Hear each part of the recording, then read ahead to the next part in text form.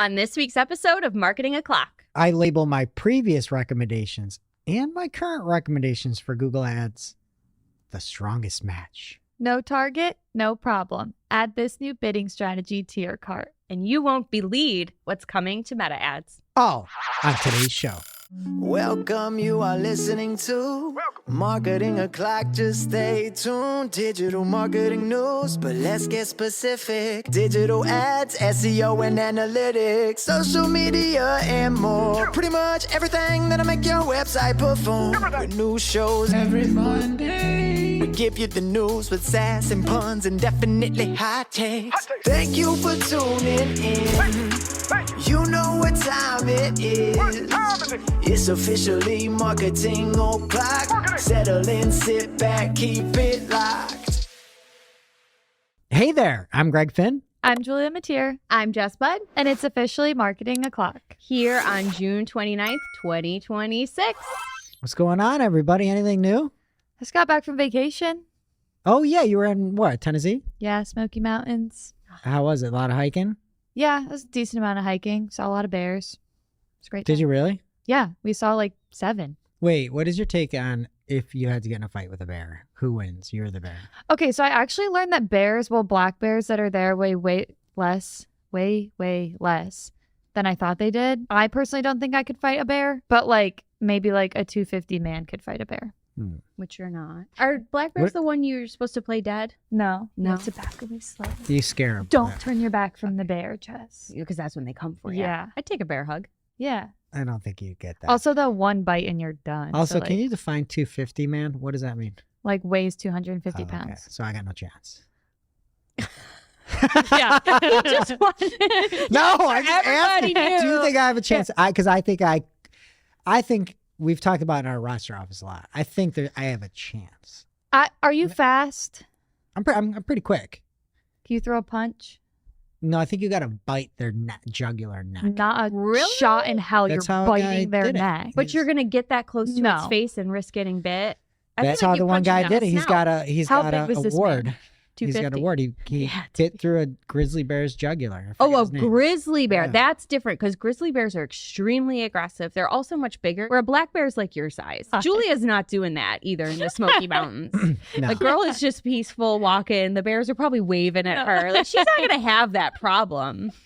Well, I went on a Nice hike lady. too, and I got engaged at the end of it. So Oh, kudos to me. Let's go. Kudos to you. How about we say congratulations? Oh, congrats. No bears. Yeah. No bears at all. But Aw, yeah, I'm super wow. pumped. That would have been a That's great way sweet. to celebrate if the bears just all climbed down out of the trees Yeah, they're and like, clapped "Oh." for you guys. Yeah. Or I just have to fight all the bears off to prove my worth.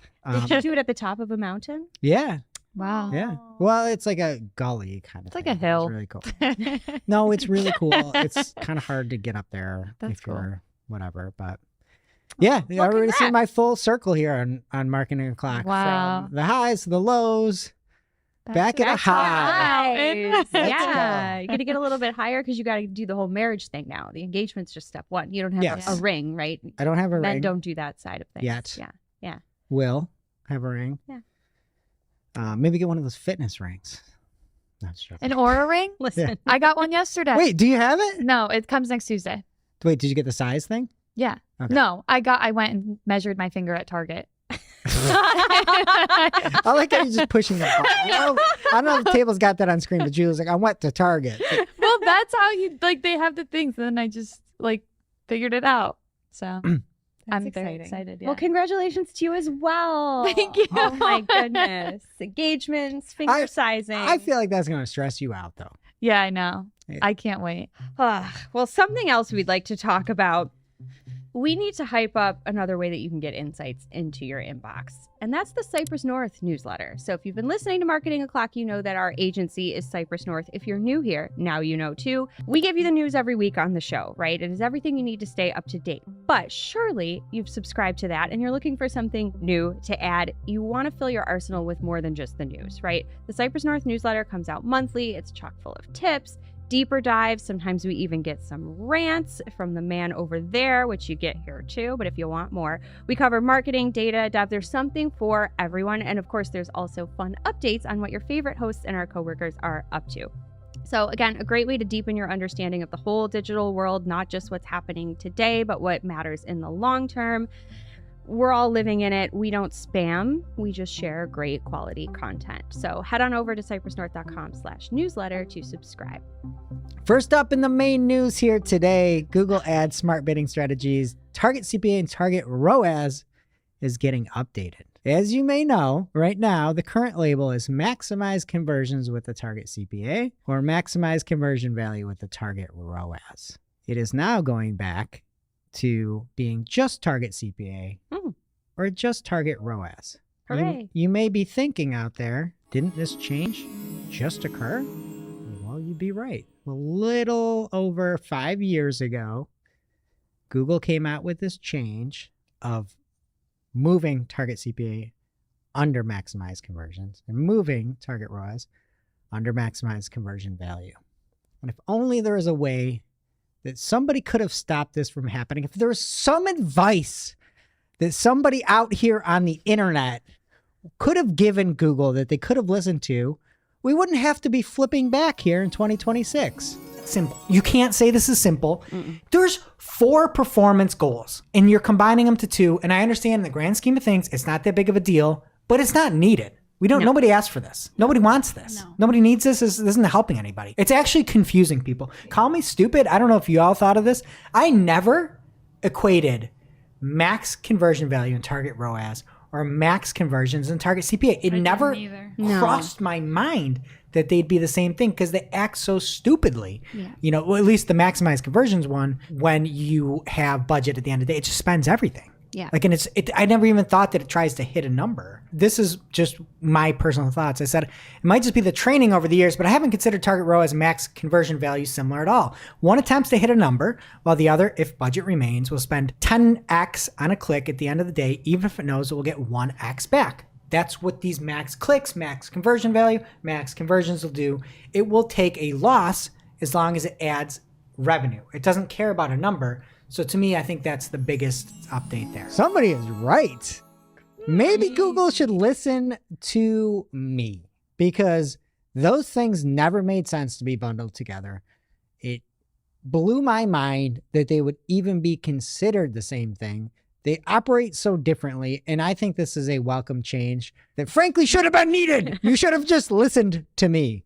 Well, maybe next time they will. Took them 5 years, though. You said this just happened. 5 years Yeah, is a long 5 time. years. I mean, look at us. I wasn't even For here one. then. Okay.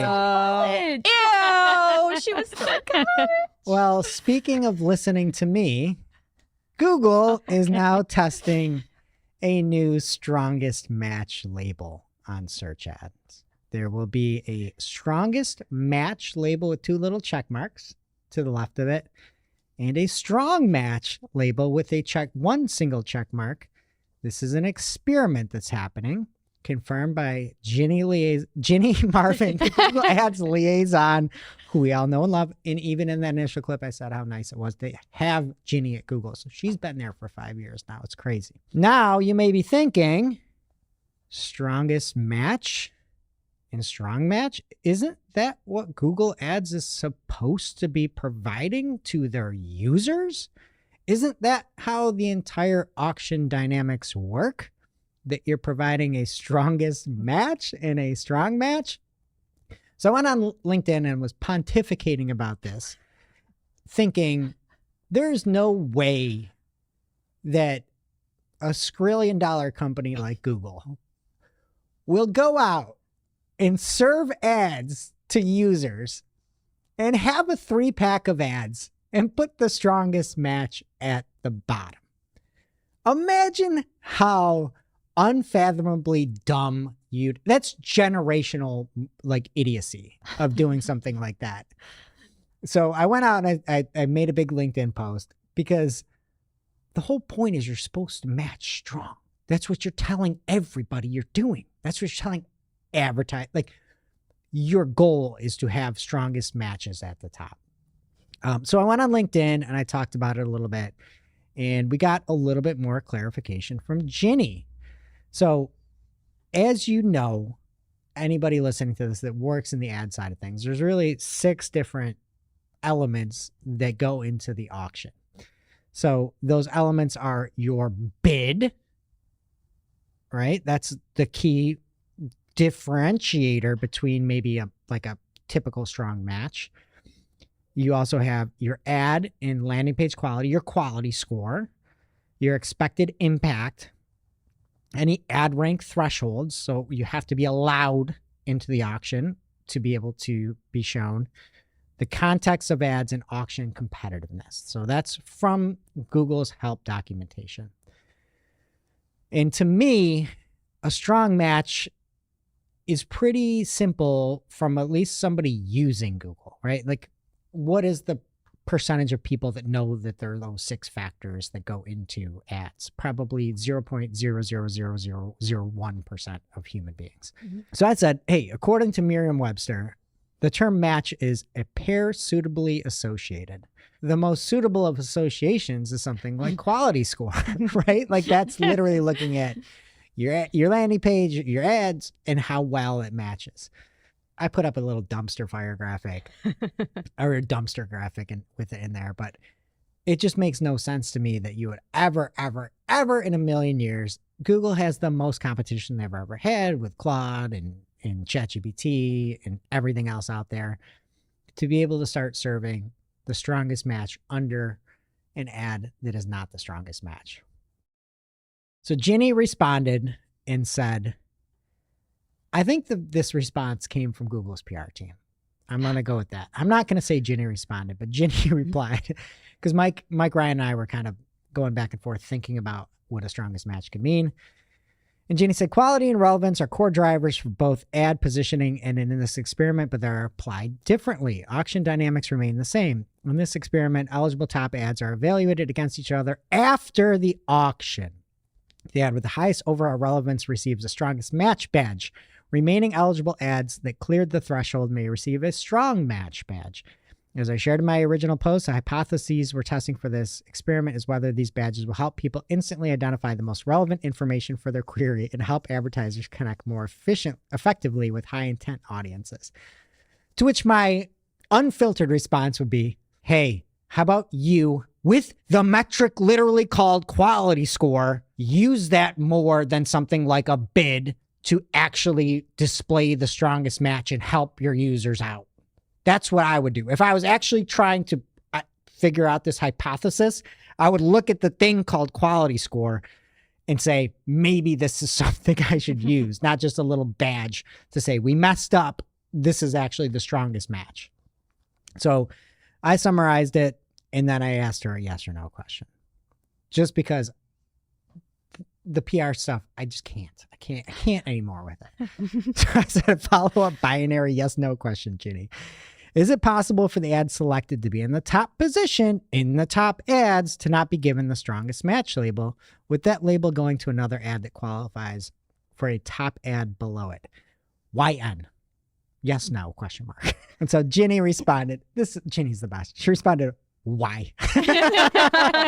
Possible, though likely pretty rare, is that set of top ads are evaluated against each other on overall relevance. Ultimately, this is a format experiment along the lines of how ads may or may not be shown with site links and other assets have been the case for the years, blah, blah, blah. This is a note to Google. I have given you feedback back in 2021 that deemed to be correct. I am going to Finstradamus, put my little wizard cap on here, give me my crystal ball here, tables. If you decide to put a strongest match label on ads after the auction happens, and if the strongest match label is applied on ads that aren't at the top, that is going to be catastrophic. It is a horrible experiment for users. Why don't you just try to get the strongest match at the top of the ads? We don't need a label, and especially because I care about you, Google. We don't need to see an ad at the top that has no label and a strongest match below it or a strong match below it. Take this experiment and throw it in the trash, please. And you'll save me from having to talk about this in 5 years or 5 months or whenever this inevitably fails, because this is a terrible, terrible, Terrible test. Is there any other thoughts? Anything I got wrong? Anything that I'm slipping by? They're unknown unknowns. I cannot think of this ever working out well for them. If, in fact, the top ad is not the strongest match, you're instantly looking like everything's a money grab. Yeah, they're admitting that to you. So if you understand how it works, you see that. If you don't understand how it works, you're very confused. Right. You're not going to trust the results that you get. Because Joe Blow that knows nothing is going to be like, strongest match. But then if you put the label on, if you keep the labels and you do it right, and the top one's always the strongest match, then it's unnecessary and redundant too. So it's just a bad idea. Because if they're applying the label even when it works in theory, that like, of course. Of course. Yeah. Ginny has to think this is dumb. Yeah. Who could think that putting a strongest match under the top result of ads could ever make sense? It's not a good look. It's a horrible look. And it's going to piss off the advertiser that got the top position and doesn't then it get just the label. Doesn't get, Ain't nobody going to be happy. All right. And additionally, it does not seem like there will be reporting on this either. So if you are strongest match or strongest match, again, this is a test. I don't know if down the road there will be, but at the moment, it does not seem like there'll be any reporting. So you know that. So maybe people have to scrape things if this test does make it to fruition, which I hope to God that it doesn't. Jess, you got anything better over there? I do. And I hope to God it rolls out sooner than it's supposed to. Meta advertisers can rejoice. A legit new feature, legit as in it's cool, is coming that will allow users to book an appointment after submitting their information through an instant form. Per Brom Vanderhalen, thank you, sir. The new book time option allows advertisers to add a scheduling link at the end of instant forms so leads can instantly schedule an appointment after submitting their information. Meta's working with Calendly and High Level for a direct integration. You can also have your own custom scheduling link, and HubSpot support is planned for later this year as well. So that's really awesome. If you are in lead gen, you can save so much time and effort with this because someone submits a form. Typically what would happen, then you have to reach out to them, you go back and forth about scheduling, and then you finally hopefully get it on the calendar, right? But instead, high intent users can just book that consultation, demo, sales call, whatever it is right away. You still get the normal information collected from the form, and then you have this on top of it. So the time just gets scheduled with your prospect. Who wouldn't want this? Exactly. It's very smooth. And it looks like a global rollout is planned for October. But again, they said that HubSpot support is coming in August. So I think this is going to start rolling out to folks before that. So just plan for it. October's not too far off. And a small detail on Facebook, it's part of the Instant Forms experience. If you're on Instagram, there's a CTA that then opens up the scheduling page in the in-app browser. So slightly more friction, but still a win.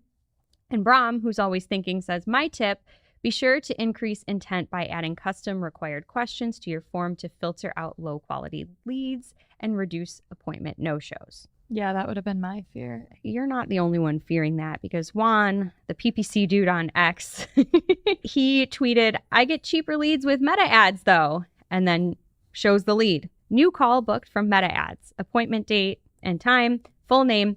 I am pooping and this came on my feed. Email @yahoo.com.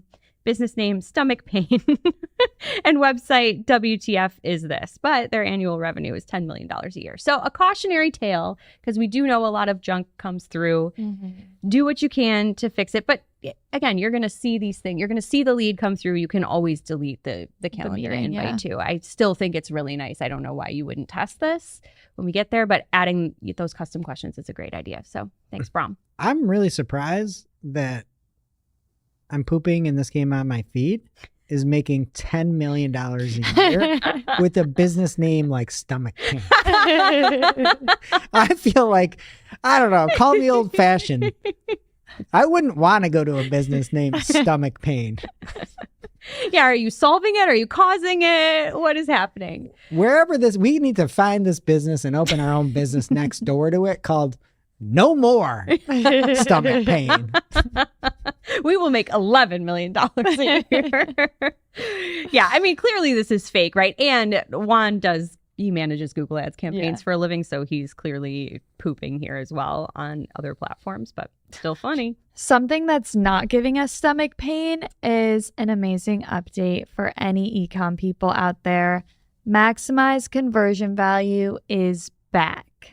This isn't in every account. And previously, you couldn't just do maximize conversion value. You'd have to have a target on there. So if you're like running a new shopping campaign, you're either max conversions or you have a target.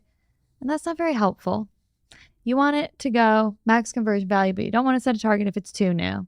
And now it's back. It's not in every account. I think I already said that. For all the dumb ideas that Google has, there's good ones. This is a great one. I know. Especially starting new campaigns up in e-commerce. You don't always have a target to set for these things. And like, I can't tell you how many times we use max conversions and then we move to TCPA, and you can use max conversion value and then move to TROAS. So I love it. This is huge. And now for this week's Cool Tool. As a reminder, our Cool Tool segment is not an official endorsement or paid mention. We're simply sharing something we found in our travels that may be of use to our listeners and is really, really cool. This week's Cool Tool gets rid of kids. Placements in your ad account. Whoa, Jess. We love the children. We just don't want to advertise to them. So from Vainan Mayer of TrueClicks, it's a free exclusion list of 30,000 plus YouTube Kids channels that are eating your ad budget. And the best part is it's a little bit different than other lists that may be out there. They scraped nearly 4 million channels to get the list and then classified each by the content it's actually publishing, not necessarily the labels that the creators have associated with their channel themselves. So you will get some that other filtering and lists have probably left out. It covers content in over 100 languages, and it's not just the list. There's a whole blog post covering why spending on kids' channels is most often wasteful, just in case you need to justify this, how the list was created, if you care, and then how you can add it and apply it in your account. So love that, and as always, we'll have the link in our newsletter, so check it out. Now it's time for this week's Take of the Week. This is a #fire digital marketing take with extra spice served up for you. We simply deliver the take for your consumption. We give no opinions. We don't influence. You make the call. This week's Take of the Week comes from the one and only Greg Finn. I just changed it last minute. I didn't like where the last one was going. I didn't think it would help the audience. Do you agree with me on that? I do agree, Okay. yeah. So I'm going with one off the top of my head here. Ooh. And it really started with Menachem Ani, who said, a brand ran PMAX for exactly 2 weeks, saw a 1x ROAS, and shut it off. 2 weeks of PMAX data tells you almost nothing. The algorithm is still learning who your buyer is. If you're not willing to give it 90 days in real budget, do not turn it on at all. Half a commitment is just expensive noise, which is a great take. Yeah. But then Greg chimed in and said, agree, but also maybe don't name your product Literal Performance Max. Because that's what people think is going to happen. Yeah. They think you're just going to turn it on and you have this thing that's the maximizing performance and it needs time. And it's like, yeah, this is a dumb name for a product. There's a performance ramp. Yeah. It's not, Performance brand. yeah. It's not like the easy button, like it just maxes out at the start. And yeah. It's like Google's also sunsetting smart campaigns, which are the dumb. I went on It's New and I said, it's the dumb. If you run a smart campaign, you are a dumb person. You're a dumb person. And it's the naming conventions, all these things. They trick you. In many cases like this, somebody thinks you hit the performance max, you're going to max performance instantly, and it's not the case. Now it's time for this week's Pew Pew Lightning Round. At this point in the show, we split up our content into 3 parts: paid, organic, and social. If you're looking for ways to maximize your performance and you're already subscribed to the Marketing O'Clock newsletter, you can subscribe to the Cypress North newsletter as well. It's a monthly newsletter where we send out updates on what's going on here, more blog posts, more rants, maybe from Greg, maybe from someone else, some deep dives into what we're doing, and so much more. And again, it's only monthly, so you're not getting spammed by a ton of emails every week. And you can head over to cypressnorth.com/newsletter to subscribe. First up in the paid universe this week from Jill Saskingale. She has this post on LinkedIn where she was talking with Ask Advisor. Have you ever used Ask Advisor? No. Okay, me either. But anyway, Jill gave him a shot. I feel like it's a him because he's answering incorrectly. And she basically asked why her campaign stopped serving at the end of last month and then asked how she can fix the problem. So Ask Advisor said, to restore your reach while still prioritizing high-value markets, blah, blah, blah, re-enable United States targeting to restore your baseline traffic and conversion volume, switch the 32 cities to observation instead of hard targets, apply a positive bid adjustment to those 32 cities. Jill then responded, after she used her brain, and said, observation is not an option for location targeting, and bid adjustments are not compatible with target ROAS. Why did you recommend 2 things to me that are not possible in Google Ads? And Ask Advisor, being a man and from Google, said, you are 100% correct, and I apologize for providing inaccurate technical advice. Precision is vital, and I appreciate you holding me to that standard. So basically, No man would ever own up like that. Wait, I'm right here, guys. I'm right here. How dare you? I'm We have kidding. so Men many out male there, we love you. listeners. no, kidding. yeah, I'm that was kidding. just a good joke. Yeah. That's wild, though. No, yeah, just completely unhelpful and useless. And it's also like, if like she knows what's going on, so like she can be like, okay, that's incorrect, like I can't do that. But like for someone who's like, oh, perfect, like I can use this Google Ads thing to help me, and then it's just giving you fake information, and then you're just wasting your time. You know how much time They're you look trying to forward be find like, it. How do I observe locations? And Right. Only that, and then Yeah, exactly. Like it's just so stupid. But she did end this in a funny way. She said she's channeling her inner Anthony Higman and typed like him. Oh, I really wow. appreciate the commitment. She did this great. This is good. And she said, holding you to the standard of expecting Google's own AI chatbot to provide accurate technical advice about Google Ads. What the F is this? Are you insane? I literally cannot right now, Google. Fix this. She nailed that impression of Anthony. And then she channeled herself again and said it in a nicer way. But either way, fix the Ads Advisor, because I liked what she said in her Jill voice too. I mean, I It's did a nice too. way to. It was very Google. peaceful. Yeah. Yeah. What'd she say? She said, I know it will get better. I hope it will get better. But Ask Advisor is still so unusable. It's an abomination. At the time it's going to waste people. Is I know. crazy. Like, Yeah. That's why I don't use it. We Maybe don't it's need Gemini. to. Yeah. Like, it just weird to me. It's Like, where Claude. is it getting its answers from? Yeah. Because if they're answers that aren't even things you can do, like it's just making things It's up. making things up. Because Yeah. then you'd try to find it. You wouldn't be able to. Right. And you'd be like, hey, how can I apply this? Yeah. It's going to give you instructions. Probably not. I'd probably be like, oh, my mistake. You can't. Like, I Just weird. appreciate you holding me to that standard. yeah, like, okay. Next up from Bia Camargo, she posted on LinkedIn that she's seeing the Partners Alpha in one of her PMAX campaigns. So when she was going to set it up, she could either deselect both search partners and Google Display Network or one or the other. I think we heard this was coming before, but now people are actually seeing it rolled out. I low-key check my accounts like twice a week to see if this is in there yet. So I hope it starts to roll out faster. And this is really great to be able to either turn these off or test which one's actually working for PMAX, because I feel like it would make a big impact turning these off in PMAX. More from Ginny Marvin. She has a post on LinkedIn about the rollout of agency admin and standard roles in the Merchant Center for agencies. So she says, key benefits, smoother client linking. Clients are linked directly to your agency account rather than individual users. New custom labels so you can group client accounts by brand, vertical, or team. I think that's a good feature. I like that. That's being able not to even sort my out the clients. favorite one yet.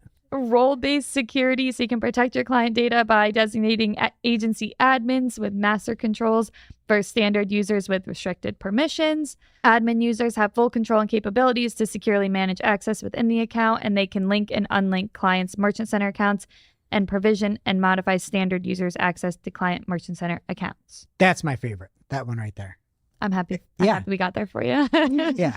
And I know when it rolled out, we had said, I don't want to go back and roll more footage of me being right here, but that would you be do. awesome. Yeah.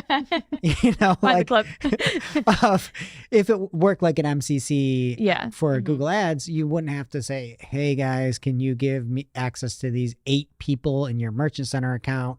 And then when you have a 9th person come on, or an intern or somebody like that, get another, you'll be able to manage it like an MCC, which is really huge. It's just, Mhm. and then if you're a company, you could just split, say you ditch a bad agency, just split ways, that's all gone, and you keep control. It's going to be much, much, much nicer. And when they announced Merchant Center for agencies, this was like the one thing I thought was really missing. It's awesome to be able to have that now. It's going to just save so many headaches, save so much time, and is a huge win. Last up for paid, Kendra Barnett from Adweek has a post about OpenAI seeing fewer users dismissing Chat GPT ads. She says since launching in February, they have seen a 50% drop off in the rate at which users close out of the ads they see in Chat GPT, which is a signal they use to gauge whether a given ad is relevant. So essentially, they're saying more of the ads are relevant now. They must have some strong matches and strongest matches over there. Oh, I'm sure they I wonder if they do. label them. That would be nice. That would be. What a great idea. You guys should implement that. No, Do not. no. Just do the strongest match anyway. That's what you should do. So do we think they're good ads, or do we think people are just getting used to them? I think people are just getting used to that. I think that they're getting better. I think it's probably both. Both, probably. Right? Yeah, That's I guess it's probably both. Two things can be true. like Yeah. it's a different ball game to send a list of an Excel sheet and call your rep versus actually doing some targeting. So this is a good sign. Yeah. All right, and on to the organic news this week. We have the June 2026 Google Spam Update that has launched on June 24th, 2026. It'll take a few days to fully roll out, so it is currently still in play while we're recording, but by next week, it may be done. It's going to target the sites that are violating some Google search spam policies. It will not target link spam. It does not target the site reputation abuse policy and some other policies. And it basically just penalizes some of the spam techniques that are against those policies. So there's really nothing else. It's global. I really saw a lot more movement before the 24th, like in the few days earlier. There's a lot of volatility. So it may have started a little bit before the 24th or before it was officially announced. All right. And from Glenn Gabe over on LinkedIn, a must follow. He said, "Oh boy, brace yourself." And he's got a bunch of people on a yacht. It looks like it's at the Press Gazette, the News Yacht Conference or something. I don't know what it is. I think they're trying to be like us. Yeah. The news Before yacht. we get into this, oh boy, news here, they're on a yacht that's docked. Ugh, I feel you're like right. most people are. Yeah, like what? I don't want to be on a docked yacht Yeah. in loafers. Like that's the last thing I want. Like I don't want to be on a non-moving boat having a news conference in Sperry's. Yeah, and you're just going Yeah. like, up and down a little bit and getting a And little it's just hot in seasick. there. Yeah. You just have to listen to people talk. So I don't know exactly what it is, but the Press Gazette had presented it, and the Time Chief Operating Officer Mark Howard had explained how the U.S. news brand is already commercializing an invisible bot-readable version of its website. He added that Time is now working on a, quote, pure data product that doesn't even get published to the web. It's just marketing to the bots. Because, he said, bots not only are increasingly able to purchase, but they're informing purchases much more, and that's only going to increase. We have streams of content that we're feeding them with the only content that they want, the content that we have the rights to license, so there's a lot going on there. And they added, we know that our domain authority in terms of AI bot activity from those LLMs is already very high, and being able to push it through that specific channel, we are taking it one step further. I What? just want to say, WTF. We're making invisible bot content to be consumed for bots. This is why nobody's ever going to turn on like, hey, buy this stuff for me. We report on all these like autonomous agents that can go purchase. I don't want bot-fed content that's fed by freaking Time to. It is not for human consumption. That just gives the bots whatever they want. And you just have bots talking to each other and all fake things. Like, this is all fake. This is so Yeah. wild. like And a they're Black talking Mirror about it episode. on a yacht. Like they have so much money already. Right. All of this is making me feel really icky. I It's don't like know. Black Mirror. Ew. You ever watch that? Yeah. Yeah, I don't know. I do yacht want this, and I Oh just my think God. it's really, really, really like at some point, it cannot be helped. If you're like ChatGPT, I do not want invisible content for bots. What good would that do for me, ChatGPT? Nothing. Nothing. I guess we'll So, see. So get your little bot feed, invisible crap going to the bots. Guess what? That's not going to work. It's not going to work in the year 2027 or 2028. Maybe you got to do it now. You're feeding the bots invisible crap, but it's going to be over, right? And you're going to be off of that yacht. Yeah. Also, like, why do you? It's so a whole suite of different product offerings. Why don't you just offer those products? If you don't offer them, they're not good. Yes. This is a surefire way to have your next conference on a freaking dinghy. All right. And from Glenn Gabe, he says, "Good morning, Google Land. This is the June 25th edition of Spam Update Notes." And he says that there was a lot of volatility, a lot of surges, but he said, "I don't know if the volatility was based on the spam update being tested in the wild, if it was something else, but some of the drops and surges are wild.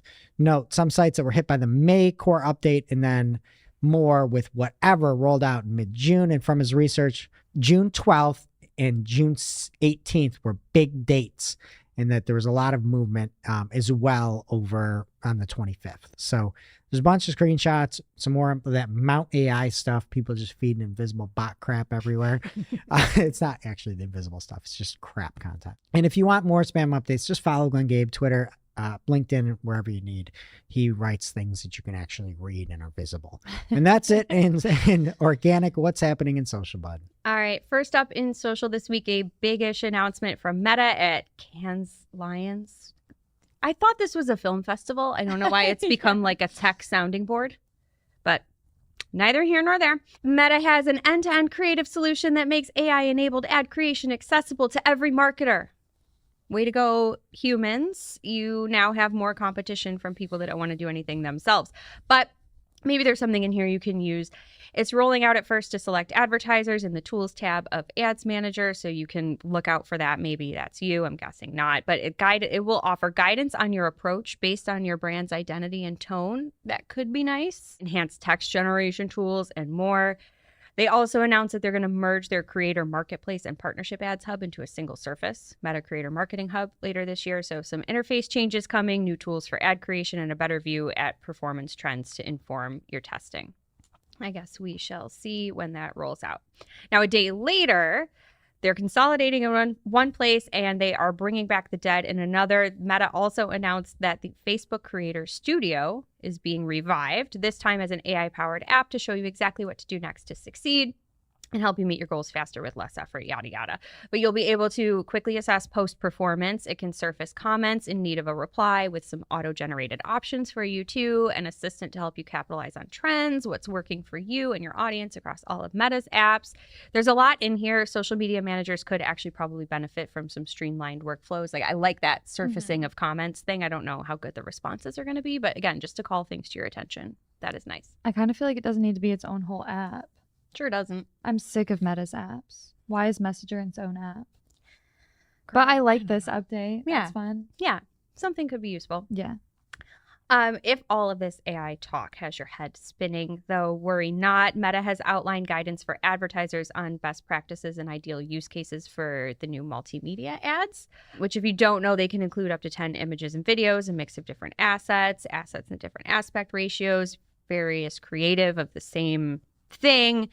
You basically put a bunch of stuff in there and they want the machine to actually do right by you. So the idea is that you give it assets to work with, maximizes your opportunities across multiple surfaces if you let the system determine the best options. But if you want to have a little bit of control with that, they talk about ways that you can do that with image adjustments, your text, URLs, and placements. So it's worth the read if you're experimenting with that ad type. And the AI parade continues over on TikTok, which announced this week Symphony, which is a new creative suite powered by generative AI, of course, designed to enhance every step of your TikTok content creation journey. And they literally mean every step. You can create an entire video campaign from text prompts, more guidance on what to create based on real-time trends. But what's cool about this, when they're showing you the trends, they will pull up real examples from other creators, which you can click into and see performance stats, which is kind of huge. This is different than Creator Studio? Yes. Why don't they just put it together? Why they got so many things? This is TikTok. Oh, TikTok. Yeah. Oh, that makes sense. Yeah, this is symphony. Jeez, Greg. Greg is not listening to Sorry. me, but I hope you guys are. No, that's okay. No, this seems cool. I don't know if you would use every single element of it, but if you don't have a lot of resources and you need some help and you want to get started quickly, this could be great. But I really like that you can look at how other people are doing. I'm sure they're like general stats, nothing too specific. But again, if you want to see how things are doing and kind of iterate on that. Love it. Finally, LinkedIn appears to be testing a suggested feeds feature for users, which like clumps posts together based on topics. Of course, they use cans as their example. I don't hate the idea of a little bit of organization. Yeah. Right? Like feeds are full of job updates and self-help and topics you care about and pictures of dogs. And if you really care about something and want to dive in, I can imagine you'll be a lot more engaged in what you see and you actually won't miss the thing because you're just scrolling through a bunch of stuff and you know, happen to not see something. So this does appear to just be a test for now, but I like it. And why not roll it out, LinkedIn? And that brings us to our real life segment. Straight out of our accounts and into your ear holes. It's time for Working Hard or Hardly Working, where we talk about what's going on in our IRL work, good, bad, or otherwise. Hardly working for me this week is AI Max for shopping. We're testing it because, you know, you got to test it. And it started off so good. And then we rolled it out to a few more campaigns. Everything was great. And then all of a sudden it just fell off. And I feel like we saw the exact same thing with AI Max for search at first. Did really great. And then all of a sudden the campaigns fell off. Or when you add more, the campaign falls off. It's really annoying. So there's a few weird things in there that we were noticing. So we asked our Google rep about it. And I literally said before the call, I bet all we get from this man this whole call is, send me the campaign ID. I'll look into it. And then we never hear anything from him again. Not a single question answered. Spent 30 minutes on the phone with this man. That's all we got from him. Not a single question answered. So now we just have these AI Max for shopping campaigns on. We're like switching things, testing things, trying to make them work. Literally zero help from the Google rep and no one knows what's going on. And it's really irritating me. So yeah, but we're still going to test it. Working hard for me this week is the woman sitting next to me, Julia Tier. Oh, why? Because you do these workshops a couple times a week with our team to help them get better at speaking and answering questions on the fly. I share a very, very thin wall with this woman. Our desks are basically divided by paper. And I heard her this morning really challenging people, but also being really supportive. Like you asked tough enough questions to give that, but like you also were like, just go for it. Just the balance of, you know, giving people enough to really push them, but also making sure that they feel supported through the process. Wow. Like just hearing you do your thing is really amazing. And the team was all laughing and like supporting each other too. And I think you just do a great job with these. So oh my God, that's proud of you. Sweet, Jess.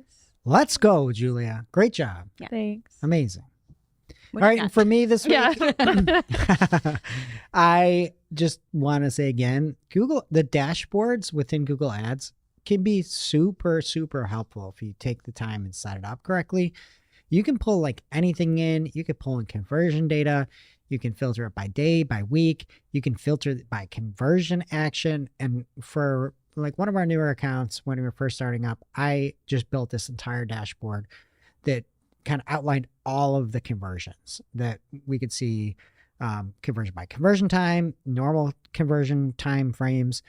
And it is so helpful to just be able to look in and see if anything is off. But you can pull any stats in there. I just feel like nobody talks about the dashboards panel in Google Ads, and it's maybe the most helpful thing that like tool that, because a report builder sucks, but you can do anything with dashboards. It's actually awesome. You can still filter it by shopping campaigns only. You can, it's a great thing and nobody talks about it. So here's me again talking about it and giving Google the props because I love Google, like I talked about earlier, and trying to give them loving advice about some of their new features. Now it's time for this week's ICYMI. ICYMI, people. This is something you just might not have seen. Maybe something that you overlooked, but you shouldn't have. ICYMI people, Colin Slattery has a post over on LinkedIn where he says there are 34 million Americans you cannot reach on Meta, TikTok, or any other digital property. The only place they exist is YouTube. Here's how to start reaching them. Start with Shorts. And then he goes on to talk about Shorts and CTV and gives you some quick tips on how to set it up. He says, take your best 9x16 winners from Meta, go narrow on audiences, and give it real budgets. And then he says, Shorts is where you find the early wins before expanding outwards to other placements. I think that if you already have the video content, why not go on Shorts if you're already putting money behind them? And like, I hate YouTube, but I don't hate YouTube, but like, I just don't think it's as big a deal as some people think it is. But definitely post there. He's not wrong. There's a lot of people there who aren't on TikTok or Meta, so good place to start. Now it's time for our must-read marketing article of the week. An article so advanced, so in-depth, so detailed that we simply cannot cover it in its entirety on today's show. And this week's must-read marketing article of the week is actually a video from Joey Bidner. And he's got all of his little teapots in the back and his Charizards and Pokemon. So you go watch it just for that. But this is a phenomenal video. And he says, see my dream Google Ads MCC dashboard that he built with Claude. And I watched this video. It's a great tutorial. The thing I appreciate the most about Joey in this video is he talks about the fact that he's not a huge AI adopter. He doesn't use it to make changes to the campaign, and that he can do this. You can do this too. And he walks through all the steps, why he built this, how he built it, and how it helps him be better. And I feel like you just get so many charlatans being like, somebody came to our roster office yesterday. It's like, I'm an AI evangelist. You guys use AI? I'm like, I gotta go. I'm like, What knocked the on the heck? door. Yeah. Knocked on the door with like a Bitcoin looking business card. I'm like, okay, no. Oh. Look, we don't have time for this. So yeah, he's like, this isn't my jam, but Claude helped me do this, and it might be helpful to you too. Is even if it isn't exactly what you want, hopefully it gives you a little bit of motivation to be able to go out and build all the things that you are looking for, or at least try, right? That's our job, is to experiment, try to get better. And now onto our playlist of curated songs to work to, which you can find over at playlist.marketingclock.com. This week, I'm going to add Hate That I Made You Love Me by Ariana Grande. Oh, me too. Just kidding. As Alive as You Need Me to Be by 9 Inch Nails. And I'm going to go with Crash First by Honestaff. All right, that does it for today's show. It is now officially not Marketing O'Clock. Thanks for listening. We miss you already. We can't wait to see you next week. Thanks for listening to Marketing O'Clock. If you're looking for more information on today's topics, head over to marketingoclock.com/newsletter to receive every single article we covered. We share the news as it breaks in our Discord community. Head over to community.marketingoclock.com to join.